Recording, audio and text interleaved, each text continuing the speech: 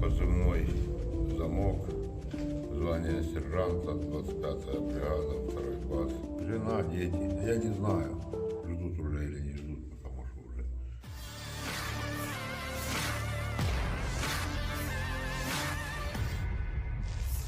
Warganet dihebohkan dengan sebuah video yang viral di media sosial Telegram pada Kamis 27 April 2023. Video yang memperlihatkan sejumlah tentara angkatan bersenjata Ukraina yang ditangkap, lalu menceritakan tentang diri mereka sendiri dan berbagi informasi tentang kerugian dan moral unit Ukraina. Terhitung, ada lebih dari 3 tentara Ukraina yang melakukan aksi tersebut. Dalam keterangan unggahan tidak disebutkan secara pasti apa yang menjadi latar belakang terjadinya peristiwa ini. Ramai warganet menduga bahwa mereka diperintah secara paksa oleh tentara Rusia. Namun, sebagian warganet juga membantah hal itu dikarenakan tentara Ukraina tidak terlihat tertekan sama sekali. Hingga video ini beredar, tidak diketahui pasti bagaimana tanggapan dari Kementerian Pertahanan Ukraina.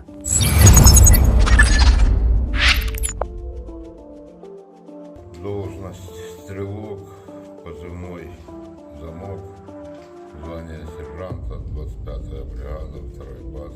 Жена, дети, я не знаю, ждут уже или не ждут, потому что уже. Храбач Сергей Андреевич, рядовой солдат, стрелок, 25-я бригада, 2-й батальон, 6-я рота. Бригада 25-я, позывной «Сон», 6-я рота. Кара Александр Николаевич, 94-го года рождения, 25-я бригада, 3-й год. Должность по штату водитель, но машины не было, сказали идти стрелком.